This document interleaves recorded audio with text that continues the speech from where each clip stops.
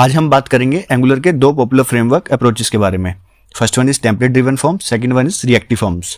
दोनों का काम सेम लगता है, जैसे फॉर्म बनाना, यूजर इनपुट लेना, वैलिडेट करना, लेकिन दोनों का काम करने का तरीका अलग अलग है। ठीक है, चलो एक सिनेरियो समझते हैं। आप एक सिंपल कॉन्टैक्ट फॉर्म बना रहे हो जिसमें सिर्फ नाम, ईमेल और एक मैसेज बॉक्स है। ठीक है, फॉर्म का यूआई काफ़ी सिंपल है, वैलिडेशन भी सिंपल है, जैसे रिक्वायर्ड, ईमेल फॉर्मेट चेक और सबमिट बटन डिसेबल या इनेबल करना जब फॉर्म वैलिड हो। ओके, एंड सेकंड फॉर्म है हमारे पास जिसमें थोड़ा कॉम्प्लेक्स स्ट्रक्चर है फॉर्म का, जैसे कि इंश्योरेंस फॉर्म्स होते हैं, बैंकिंग के फॉर्म्स होते हैं जिसमें हमें मल्टीपल स्टेप्स होते हैं, कंडीशनल चेक्स होते हैं, डायनामिक कंट्रोल्स होता है, सर्वर साइड वैलिडेशंस होती है।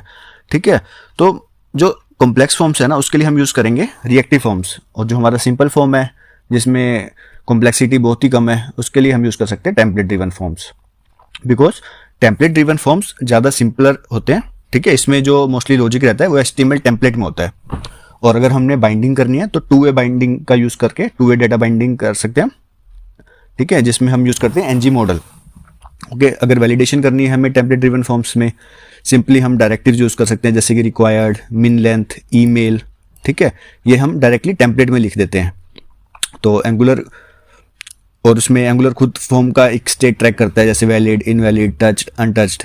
ओके, तो जो हमारा टेम्पलेट ड्रिवन फॉर्म्स है वो छोटे फॉर्म्स के लिए बेस्ट है, जैसे हमारे कॉन्टैक्ट फॉर्म्स हो गए। आप देखते हो ना वेबसाइट्स में जाके कॉन्टैक्ट फॉर्म बना होता है, तो उसके लिए हम टेम्पलेट ड्रिवन फॉर्म परफेक्ट रहता है, बिकॉज उसमें लॉजिक ही सिंपल होता है।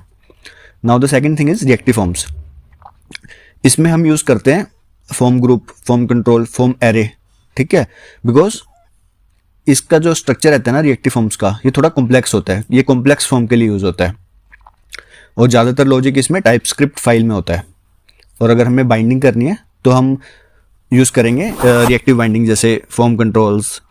ठीक है, और वैलिडेशंस करनी है तो उसमें यूज़ होता है वैलिडेटर्स, जैसे validators dot required, validators dot email, custom validators हम यूज़ कर सकते हैं। ओके, और बेनिफिट्स इसमें क्या रहते हैं कि जो भी फॉर्म फील्ड्स है वो हम डायनामिकली ऐड और रिमूव कर सकते हैं, कॉम्प्लेक्स वैलिडेशंस को मैनेज कर सकते हैं, और टेस्टिंग भी ईजी होती है।